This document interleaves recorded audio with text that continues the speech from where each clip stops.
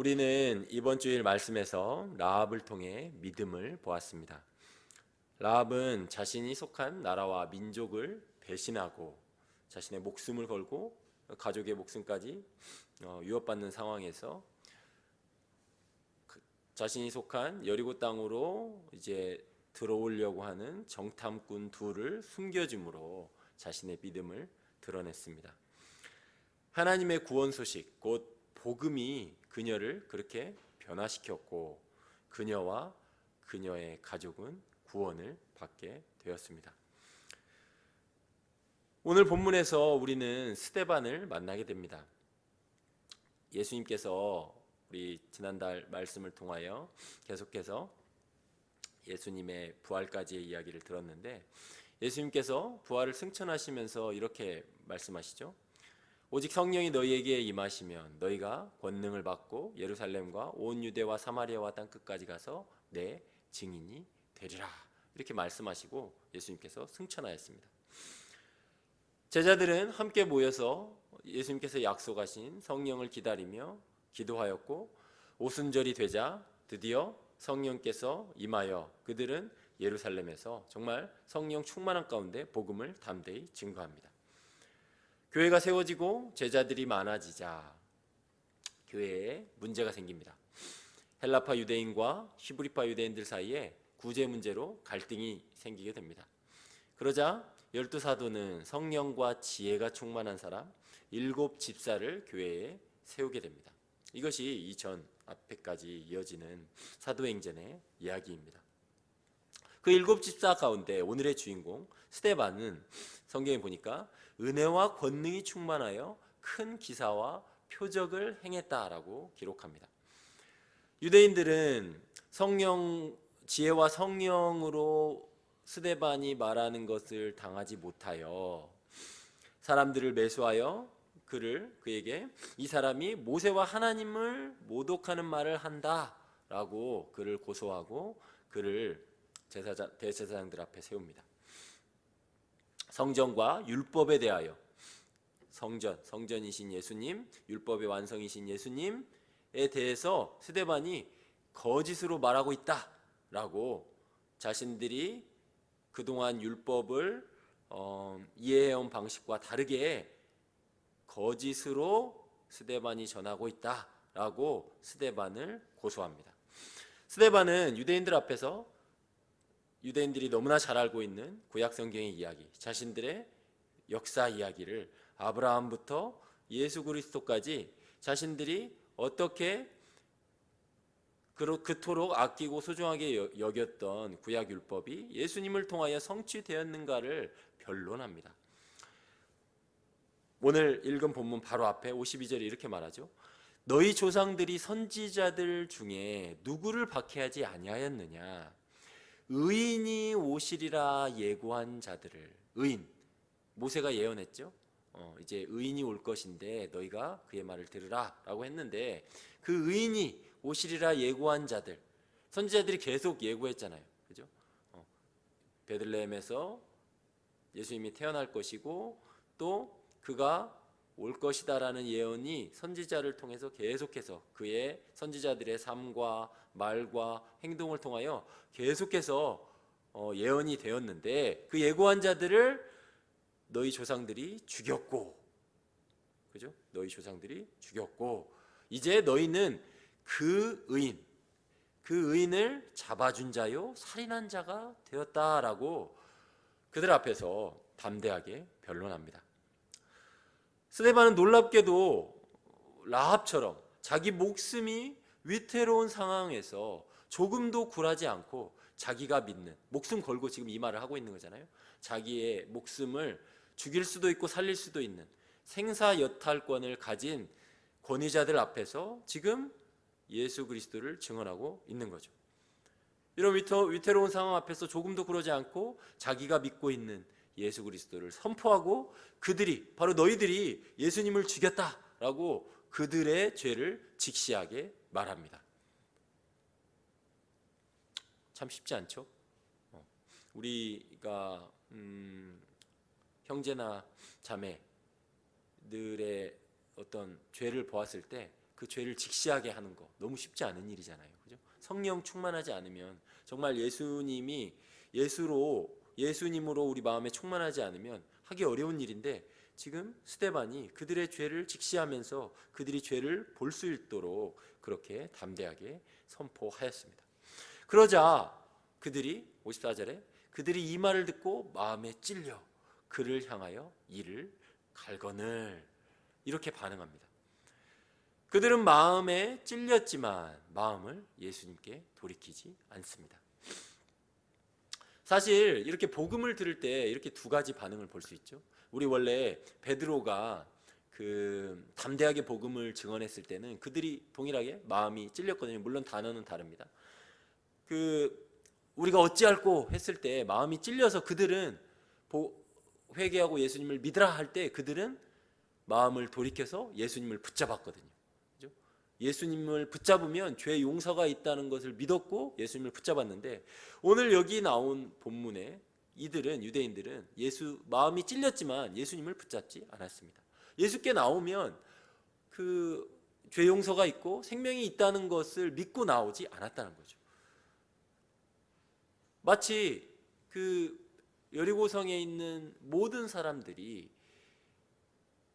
홍해를 가르시고 광야에서 어떻게 하나님께서 이스라엘 백성들을 보호하시고 또 시온 왕과 옥 왕을 물리치시고 어떻게 이스라엘 백성을 구원으로 인도하셨는지를 들었던 여리고성의 수많은 사람들은 마음의 문을 열고 그 복음을 믿고 하나님을 받아들이면 구원을 받을 수 있었는데, 라합과 그 가족을 제외한 모든 사람은 마치 여호수아에 보면 성전 문을 굳게 닫았다라고 표현되는데, 성전 문을 굳게 닫은 것처럼 자기의 마음의 문을 닫은 거죠. 완악하게 끝까지 이 사람들처럼 마음을 닫은 거죠. 결국 그들은 여리고성이 무너지고 그렇게 비참한 결말을 맞이하게 됩니다. 하나님을 믿고 나아오면 죄 용서가 있고 복음을 받아들이면 거기에 구원이 있는데 그들은 그렇게 나오지 않은 거죠. 그러자 스데반이 성령이 충만하여 그들을 하늘을 우러러 주목하여 하나님의 영광과 및 예수께서 하나님 우편에 서신 것을 보고 말하되, 보라, 하늘이 열리고 인자가 하나님 우편에 서신 것을 보노라 라고 증언합니다. 복음을 선포하자 그는 하나님의 영광과 예수께서 하나님 우편에 서신 것을 보게 됩니다. 놀랍습니다. 물론 그전에도 성령이 충만하여 그렇게 복음을 담대히 죄를 직시하도록 유대인들 앞에서 증언하였지만, 또한 복음을 이렇게 담대하게 증언하자 이번에는 정말 하나님의 영광을 보게 되고 예수께서 하나님 우편에 서신 것, 예수님이 서셨어요. 그죠? 이제 앉아 있는 것이 아니라 마치 스데반이 끝까지 자기 사명을 다 마칠 수 있도록 예수님께서 서셔서 응원하시는 것처럼, 이제 스데반의 영혼을 받을 준비를 하고 계신 것처럼 그렇게 스데반을 보고 계신 것을 스데반이 보았습니다. 그 자신도 사도들의 복음을 통하여 예수님을 만났고, 스데반도 사도들의 복음을 통하여 예수님을 만났잖아요. 그리고 그 예수님을 선포하다가 다시 정말 놀랍게도 하나님의 영광과 예수님의 서신 것을 보게 되었다고 기록하고 있습니다. 정말 이러한 놀라운 광경을 그들에게 전하였을 때 그들은 이제 57절에 보니까 그들이 큰 소리를 지르며 귀를 막고, 그죠? 더 이제 완악하게 반응하는 거죠. 일제히 그들에게 달려들어 성 밖으로 내치고 돌로 칠세, 증인들이 옷을 벗어 사울이라 하는 청년의 발에 두었다라고 말합니다. 복음을 믿지 않고 복음을 거부하며 스데반을 죽이는 지경에까지 이르게 됩니다. 저는 오늘 이 본문에서 두 가지를 말씀드리고 싶습니다. 이 스데반의 죽음이 가져온 놀라운 역사 두 가지를 말씀드리고 싶습니다. 먼저 첫 번째는 스데반의 죽음으로 놀라운 기도응답이 이루어졌다는 거예요. 59절에 보니까 이렇게 됩니다. 그들이 돌로 스데반을 치니 스데반이 부르짖어 이르되, 주 예수여 내 영혼을 받으시옵소서, 이렇게 말씀하게 되죠. 그리고 마치 예수님을 연상시키는 기도를 그렇게 하게 되죠. 주여 내 영혼을 받으시옵소서도 예수님을 연상시키는 그러한 기도였는데 60절에 보니까 동일하게 주여 이 죄를 그들에게 돌리지 마옵소서. 예수님이 하셨던 기도를 그대로 연상시키는 기도로 스데반이 삶을 마감하게 되는 것을 보게 됩니다. 이 기도는 응답되었을까요? 우리가 잘 아는 대로 이 기도의 결과로 사도 바울이 회심하게 됩니다. 이 범죄의 주동자로 가입했던, 그러니까 겉옷을 벗어서 그 자리에 놓았다는 것은 핵심 책임자였다는 거잖아요. 사울이 나중에 이제 로마식 이름 바울을 쓰게 되는데 핵심 책임자였다는 거잖아요. 그런데 그 자기를 죽이는 자들을 위해서 스데반이 이 죄를 그들에게 돌리지 마옵소서. 결국 죄를 그들에게 돌리지 말아달라고 기도하는 것은 죄 용서를 구하는 거잖아요. 죄 용서를 받는다는 것은 결국 그들이 하나님과의 관계가 회복되고 하나님 예수 그리스도 안에서 생명을 누리도록 그렇게 기도하는 거잖아요. 예수님의 기도와 같은 거잖아요. 결국 이 기도로 사도 바울은 다메섹 도상에서 예수님을 만나게 되고 결국 그가 회심하여 당시 로마 전 지역을 다니면서 예수 그리스도의 복음을 전하게 됩니다.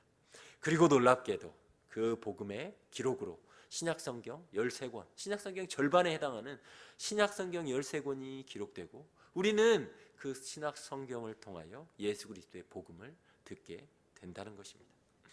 놀랍게도 이 스데반의 어리석은 죽음, 어떻게 보면 어리석은 죽음이잖아요. 어리석은 죽음을 통하여 그리고 그 죽는 자리에서 이 기도를 통하여 하나님께서는 놀랍게 하나님의 복음의 역사를 이루어 가신다는 것입니다. 두 번째는 사도행전 8장 1절에 보면 이렇게 기록되고 있는데 사울은 그가 죽임 당함을 마땅히 여기더라. 그날에 예루살렘에 있는 교회에 큰 박해가 있어 사도 외에는 다 유대와 사마리아 모든 땅으로 흩어지니라 기록합니다. 스데반의 죽음으로 인해서 예루살렘에 있는 교회 성도들이 큰 박해를 당하게 됩니다. 한번 생각해 보십시오. 우리 교회에 이렇게 성도님들이 계신데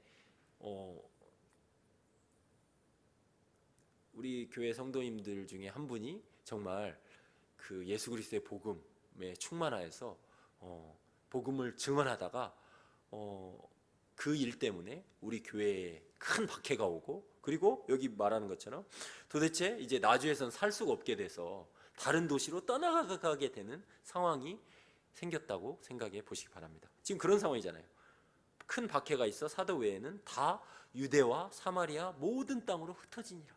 그렇잖아요. 당장 이 일 때문에 당장 내일 짐 싸서 가족들이 다 아이들 데리고 학교도 옮겨야 되고 먹을 터전, 생활 터전을 다 옮겨서 딴 지역으로 이사 가야 되는 상황이잖아요. 어떻게 보면 스데반의 이 무모해 보이는 행동 때문에 교회 사람들이 피해를 보는 거죠.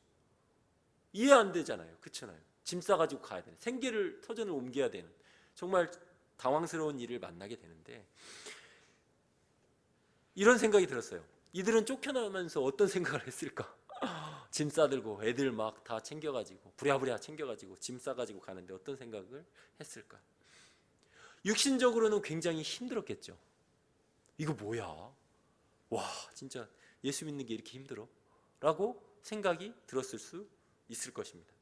그런데 놀랍게도 하나님께서는 이러한 방식으로 하나님의 백성들을 이제 지금 예루살렘에만 있잖아요. 근데 온 유대와 사마리아로 백성들을 흩으심으로 놀랍게 아까 우리 설교 초두에 읽었던 말씀처럼 성령이 너희에게 임하시면 너희가 예루살렘과 온 유대와 사마리아와 땅끝까지 가서 내 증인이 될 것이다.